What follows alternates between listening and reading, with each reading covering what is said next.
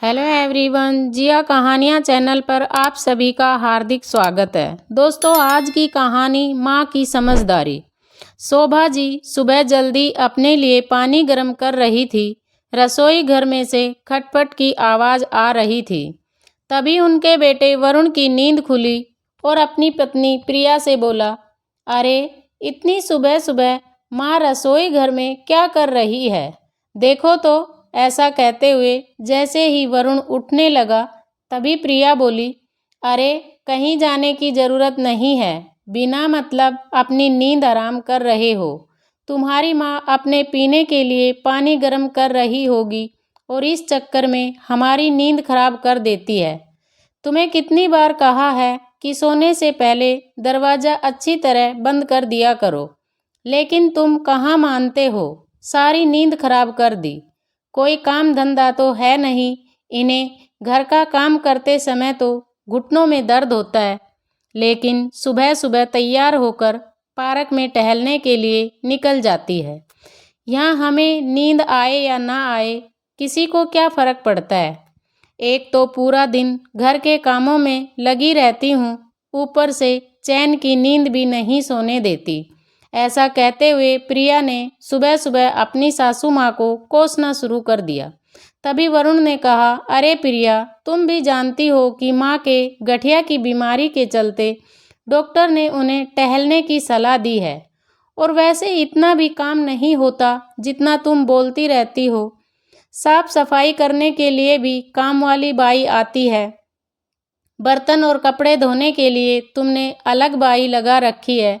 सिर्फ खाना पकाने का काम होता है और उसमें भी माँ तुम्हारी मदद कर देती है। सब्जियाँ छीलने काटने जैसे काम तो तुम्हें करने ही नहीं पड़ते, फिर भी न जाने क्यों तुम पूरा दिन काम की रट लगाए रहती हो। अच्छा, तुम तो खा पीकर अपने ऑफिस के लिए निकल जाते हो। यहाँ पीछे घर का इतना काम होता है कि करते करते मेरी तो कमर ही टूट जाती है। और माँ जी का तो तुम जानते ही हो, शाम को भी घर पर कहाँ बैठती है। सत्संग सुनने मंदिर चली जाती हैं। घर पर तो उनका दिल ही नहीं लगता। अरे जब उन्हें घर पर रहना पसंद ही नहीं है तो उन्हें वृद्ध आश्रम में भेज दो। तुम्हारी माँ को भी चैन मिल जाएगा और मुझे भी। तभी वरुण गुस्से में बोला, प्रिया, आज तो तुमने यह बात कह दी है, लेकिन आइंदा कभी इस बात को दोहराया तो मुझसे बुरा कोई नहीं होगा। उनके कमरे का दरवाज़ा थोड़ा खुला होने के कारण शोभा जी के कानों तक सारी आवाज़ जा रही थी। बहू के विचार जानकर उनके दिल को दुख तो बहुत हुआ, लेकिन उन्होंने कुछ ना कहना ही उचित समझा और पार्क चली गई। नाश्ते के बाद शोभा जी दोपहर की साग सब्जी लेकर काटने बैठ गई। उसी समय प्रिया अपने कमरे से तैयार होकर बाहर निकली और बोली, माँ जी, मैं जरा अपनी सहेली संजना के साथ बाजार जा रही हूँ, आने में कुछ देर हो जाएगी। तभी शोभा जी अपनी बहू से बोली, बहू, मेरा चश्मा टूट गया है। अब वरुण से क्या कहूँ, वह तो सुबह जाता है और रात को घर लौटता है। तुम बाजार जा ही रही हो तो मेरा चश्मा तुम ही बनवा लाना। तभी प्रिया बोली, माँ जी, इस महीने खर्च बहुत ज़्यादा हो गया है और मुझे भी अपनी सहेली की शादी के लिए शॉपिंग करनी है, इसलिए अभी टूटे चश्मे से ही काम चलाइए। और वैसे भी आपको कौन सा ऑफिस का काम करना होता है जो चश्मा के बिना नहीं कर पाएंगे। अगले महीने मैं आपका चश्मा बनवा लाऊंगी। तो शोभा जी बोली, ठीक है बहू।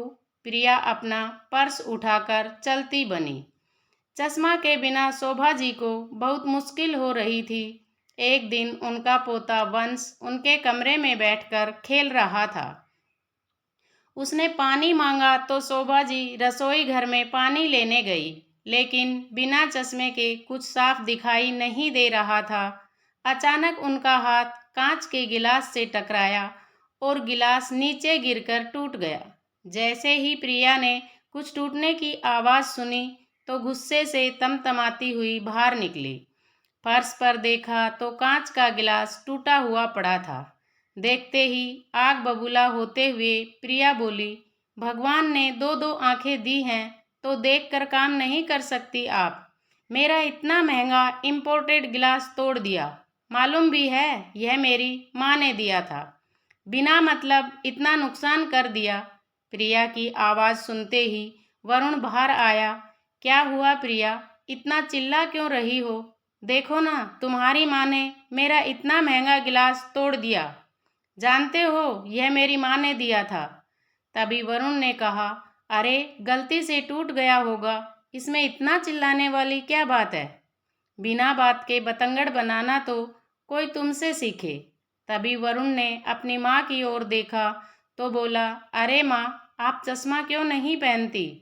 इस कारण ही शायद आपको कुछ नज़र नहीं आया होगा। बेटा, वह मेरा चश्मा अभी शोभा जी बोल ही रही थी कि प्रिया बोली, भगवान जाने कौन सी दुनिया में रहती हैं तुम्हारी माँ, बिना मतलब मेरा नुकसान कर दिया। बड़बड़ाते हुए प्रिया अपने कमरे में चली गई। इधर शोभा जी को समझ नहीं आ रहा था कि आखिर उन्होंने ऐसा भी क्या कर दिया जो उनकी बहू इतना बरस पड़ी। दरअसल प्रिया पर अपनी मॉडर्न सहेलियों का काफ़ी प्रभाव था। उसकी अधिकांश सहेलियां या तो अपने सास ससुर से अलग होकर अपनी अलग गृहस्थी बसा चुकी थी या फिर उन्हें वृद्ध आश्रम भेजकर उनकी जिम्मेदारियों से मुक्त होकर स्वतंत्र जीवन बिता रही थी। उनकी देखा देखी ही प्रिया पर भी अपनी सास को आश्रम भेजने का भूत सवार हो चुका था। अक्सर प्रिया फोन पर ही चिपकी रहती, कभी अपनी सहेलियों के साथ अपनी सास की बुराई करती तो कभी माँ के साथ घर का सारा हालचाल बांटती। एक दिन जब प्रिया अपने घर की सारी बातें अपनी माँ को बता रही थी तो उसकी कुछ बातें शोभा जी के कानों में पड़ी।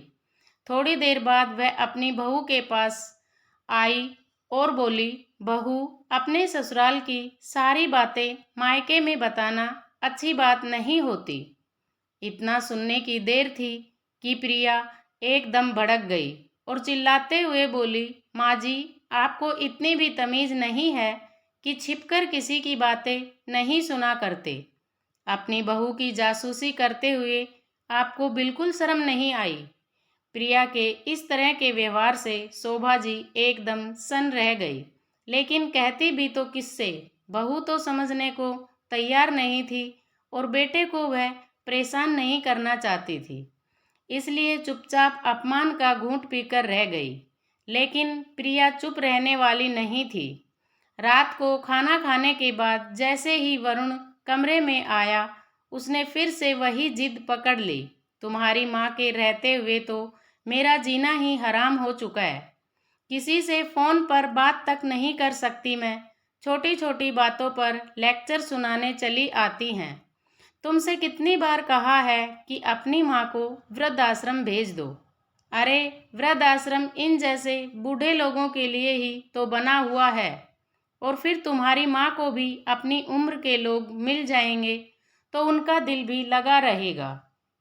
तभी वरुण बोला, प्रिया, बड़े बुजुर्ग अक्सर कुछ समझाते हैं तो हमारे भले की ही समझाते हैं, लेकिन यह सब बातें तुम्हारे दिमाग से बाहर हैं।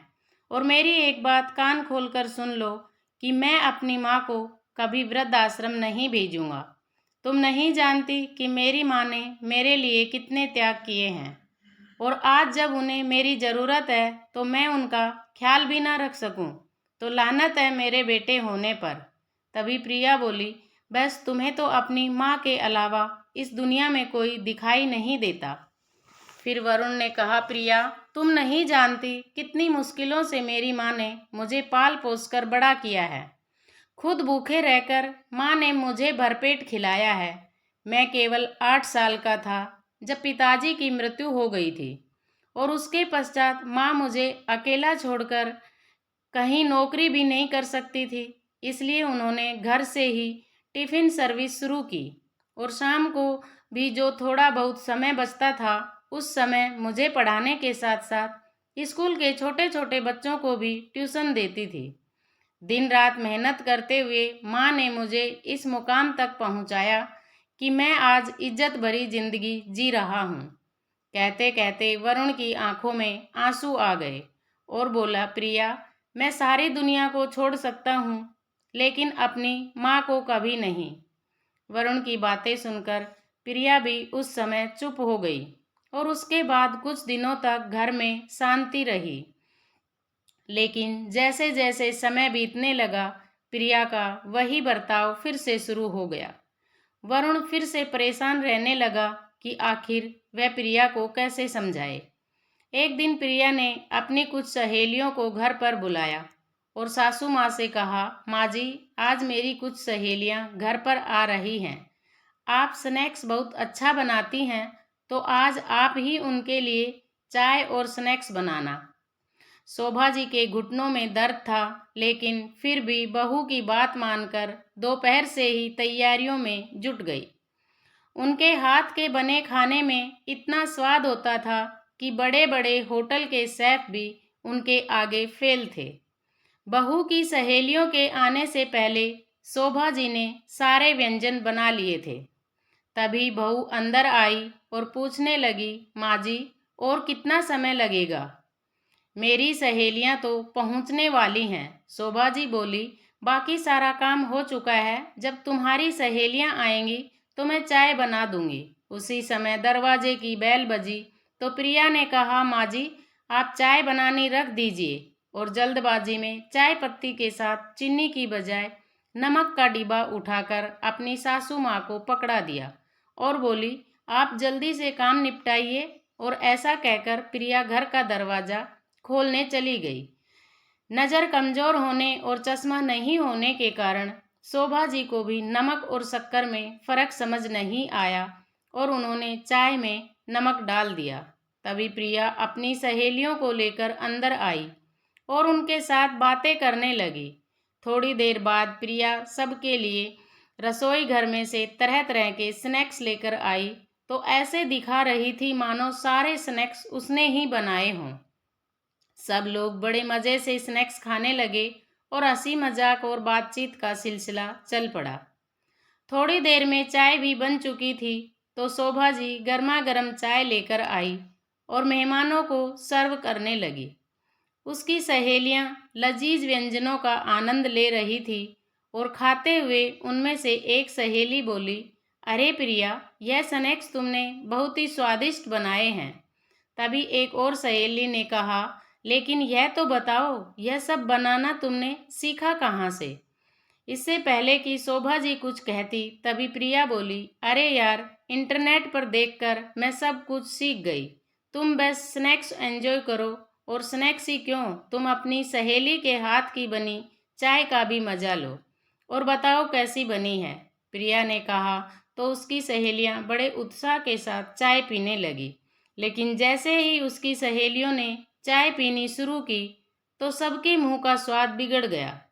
कुछ सहेलियां वॉश बेसिन में कुल्ला करने लगी, तो वही बाकी सहेलियां जिन्होंने अभी तक चाय पीनी शुरू नहीं की थी, उन्होंने चाय वापस रख दी। उनका यह रवैया देखकर प्रिया हैरान रह गई। उसने तुरंत चाय उठाकर थोड़ी सी चख कर देखी तो जोर से चिल्लाई, माँ जी, यह आपने क्या किया? आपको इतना भी नहीं पता कि चाय में नमक नहीं शक्कर डाली जाती है। तभी प्रिया की सारी सहेलियां कहने लगी, यह क्या प्रिया, तुमने तो कहा था कि स्नैक्स और चाय तुमने बनाई है, फिर नमक भी तुमने ही डाला होगा। तभी शोभा जी विनम्र भाव से सहेलियों को बोली, गलती तो मुझसे हुई है, चाय मैंने ही बनाई थी और ढंग से नज़र न आने के कारण नमक भी मुझसे ही गलती से डल गया। मुझे माफ़ करना बेटा। तभी प्रिया की एक सहेली जो बहुत अच्छे स्वभाव की थी, उठकर शोभा जी के पास आई और उन्हें गले से लगाते हुए बोली, नहीं आंटी जी, आप हमसे बड़ी हैं तो प्लीज़ माफ़ी मत मांगो। छोटी मोटी गलतियां तो हो ही जाती हैं। जब उसकी सारी सहेलियां अपने घर चली गई तो प्रिया ने तो घर में तूफान ही खड़ा कर दिया और शोभा जी से बोली, मुझे एक बात समझ में नहीं आती कि आप मुझे चैन से जीने क्यों नहीं देती। आखिर आप चाहती क्या हैं? अपनी सहेलियों के लिए मैंने थोड़ा सा काम करने को क्या कह दिया? आपने तो पूरे नमक का डिब्बा ही चाय में उड़ेल दिया। अगर कुछ नहीं बनाना था तो बोल दिया होता, लेकिन इस तरह मेरी बेइज्जती करवाने की क्या ज़रूरत थी?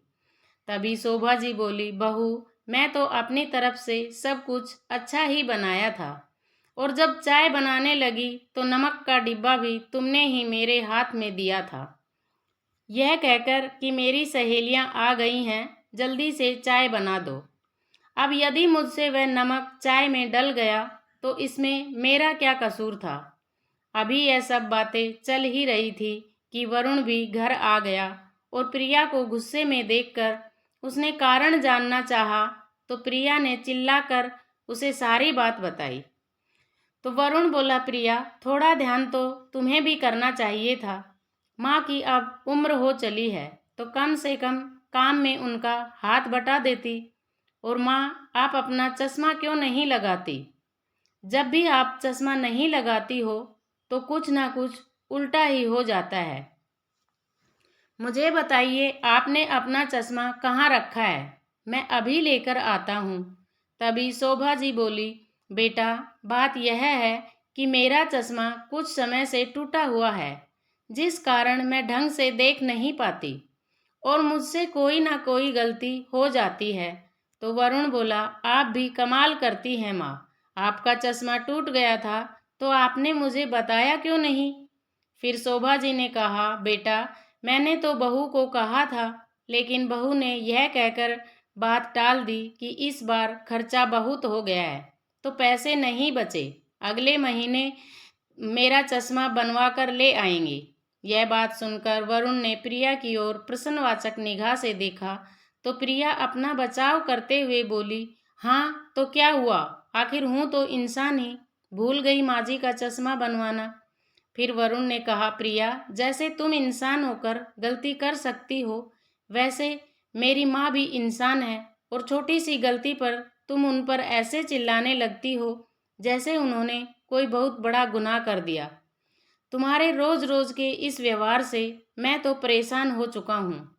वरुण की इतनी बात सुनकर प्रिया का गुस्सा 7वें आसमान तक पहुँच गया और जोर से चिल्लाते हुए बोली, तुम्हें तो सिर्फ अपनी माँ ही नजर आती है। तुम्हारी जिंदगी में मेरे होने या ना होने से तुम्हें कोई फर्क नहीं पड़ता। अगर ऐसी ही बात है तो ठीक है, मैं अपने मायके ही चली जाती हूँ। आज के बाद मेरा तुमसे और तुम्हारे इस घर से कोई लेना देना नहीं है। ऐसा कहते हुए प्रिया गुस्से में पैर पटकती हुई अपने कमरे में गई और बैग निकालकर अपने और अपने बेटे के कपड़े पैक करने लगी। फिर शोभा जी उसके पास आई और हाथ जोड़कर उससे विनती करने लगी, बहू, मेरे कारण तुम दोनों अपनी गृहस्थी क्यों खराब करते हो? यदि तुम्हें मेरी उपस्थिति पसंद नहीं है तो मैं ही वृद्ध आश्रम में चली जाती हूँ। तभी वरुण वहां आया और बोला, नहीं माँ, आपके हाथ जोड़ने की कोई ज़रूरत नहीं है और आप इस घर से कहीं नहीं जाएंगे। यदि प्रिया को आपके साथ रहना पसंद नहीं है तो वह यहाँ से जा सकती है, लेकिन मैं आपका साथ कभी नहीं छोड़ूंगा। और अब इस रोज के झगड़े से तो मैं भी परेशान हो चुका हूँ। प्रिया ने अपना सामान पैक किया और जैसे ही जाने लगी तो वरुण से बोली, अगर तुम चाहते हो कि हमारी गृहस्थी फिर से बसे तो अपनी माँ को वृद्ध आश्रम में छोड़ देना। मैं वापस आ जाऊंगी, नहीं तो मैं यहाँ कभी लौट कर नहीं आऊंगी। ऐसा कहकर प्रिया अपने मायके चली गई, लेकिन वरुण ने उसे रोकने की कोशिश नहीं की, क्योंकि अब वह इस समस्या का हल चाहता था। आज घर में जो कुछ भी हुआ था वह सब देखकर शोभा जी बहुत ज़्यादा चिंता में पड़ गई। फिर वरुण के पास आकर बोली, बेटा, तुम कोई ऐसा कदम मत उठाना जिससे समस्या और बढ़ जाए। मेरे कारण तुम्हारी गृहस्थी खराब हो यह मैं बिल्कुल नहीं चाहती, इसलिए मैं कल ही वृद्धाश्रम चली जाऊंगी। फिर तुम बहू को घर वापस ले आना। फिर वरुण बोला, नहीं माँ, गृहस्थी किसी एक इंसान के भरोसे नहीं चलती, इसमें दो लोगों का बराबर का योगदान होता है।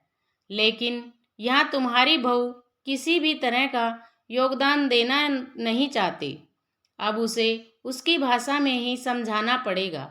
ऐसा सोचते हुए उसने कहीं फ़ोन लगाया। उधर प्रिया जब ससुराल से झगड़ा करके अपने मायके में आ गई तो उसके माँ बाप को उसकी चिंता सताने लगी, परंतु किसी ने उसे कुछ नहीं कहा।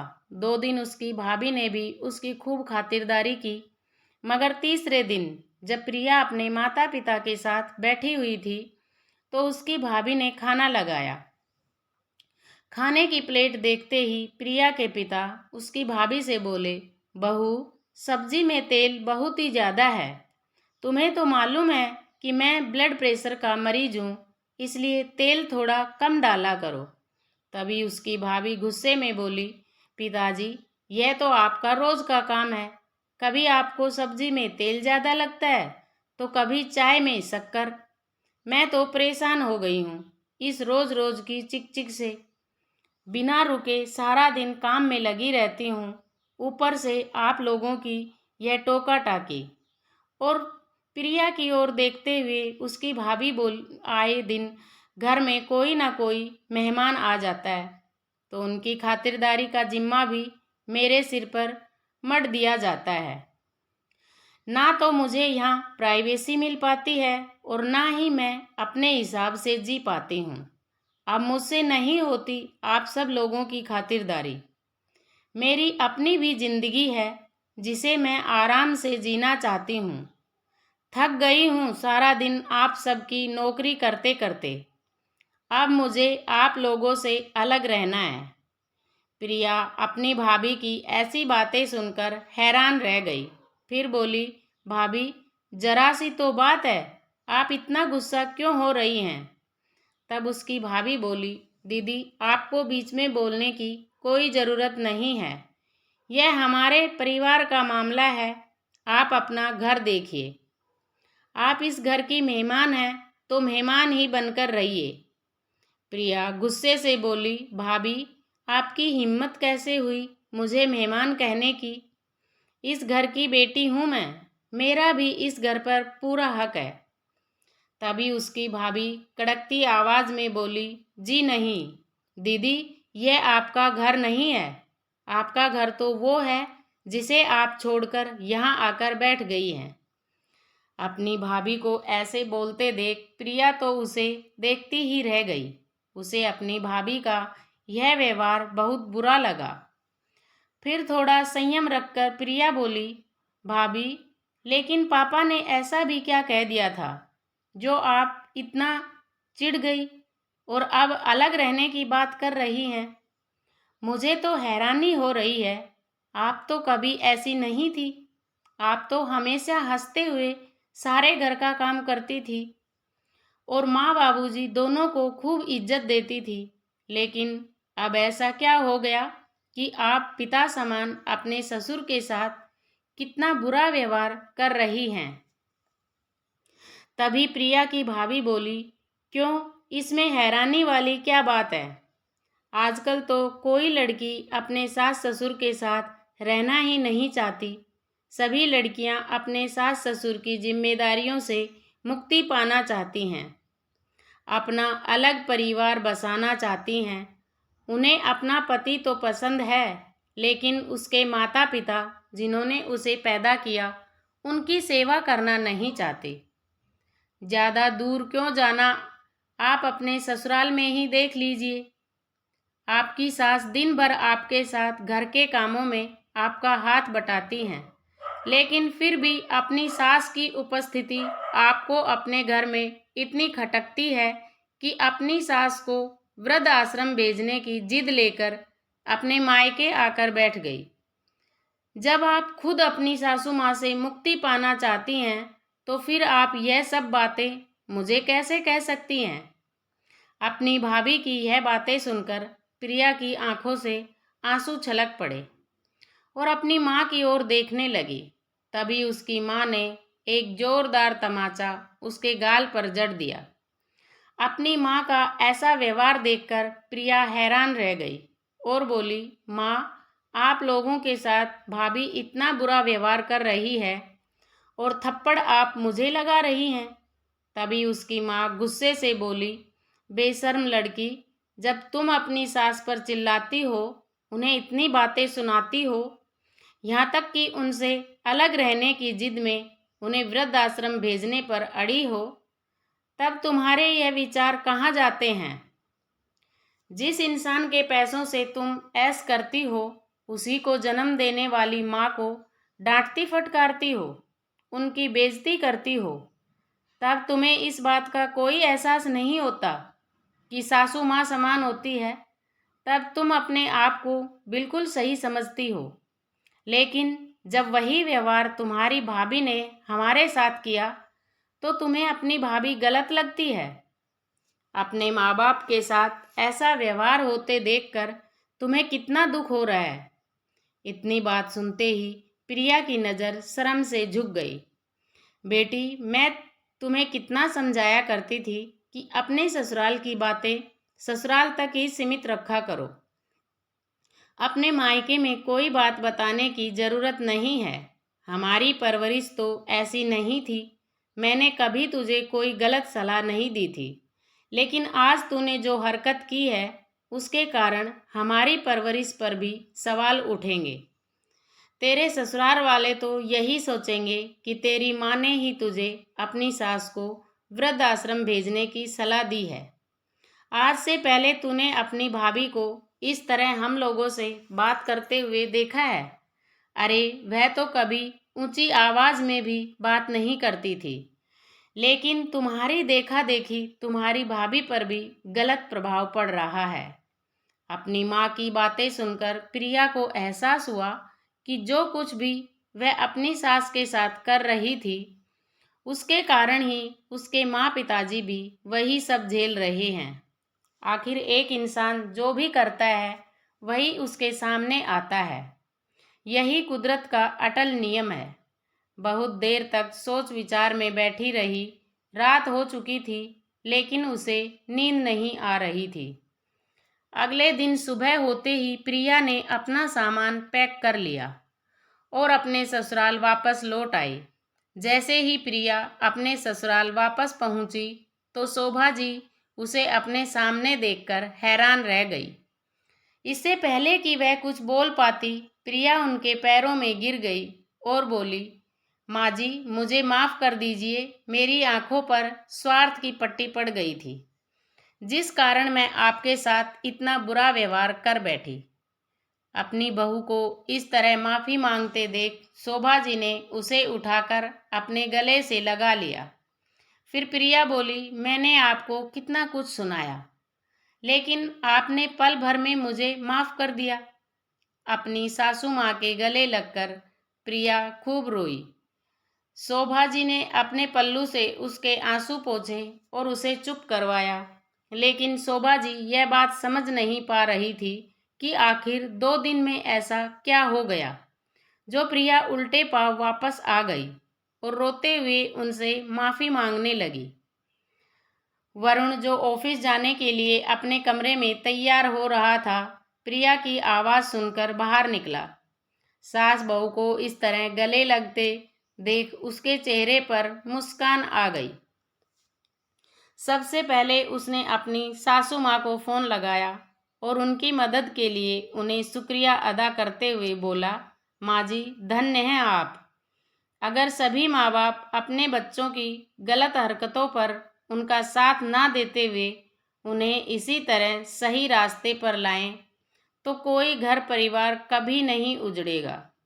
कहते कहते वरुण की आंखों में आंसू आ गए। हुआ ये था कि जिस दिन प्रिया वरुण से झगड़ा करके अपने मायके गई थी, उसी दिन वरुण ने अपनी सासू माँ को फ़ोन करके सारा किस्सा बयां कर दिया और इस मामले में उनसे मदद मांगी थी।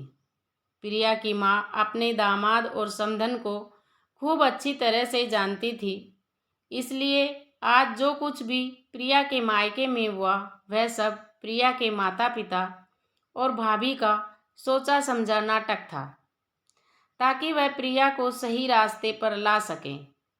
आज प्रिया बहुत खुशी से अपने घर का सारा काम कर रही थी और शोभा जी के साथ खूब हंस बतिया रही थी। जब वरुण घर लौटा तो चीखने चिल्लाने की आवाज़ों के स्थान पर हंसी ठिठोली की आवाज़ पूरे घर में गूंज रही थी। यह नज़ारा देखकर वरुण सोचने लगा, प्रिया की माँ की तरह यदि सभी माता पिता समझदारी से काम लें तो बहुत से घर उजड़ने से बच जाएंगे।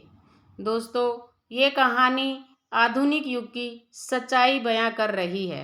आज के ज़माने में बच्चे सास ससुर को साथ रखना ही नहीं चाहते। इसलिए दोस्तों, कैसी लगी आप लोगों को कहानी कमेंट करके ज़रूर बताएं।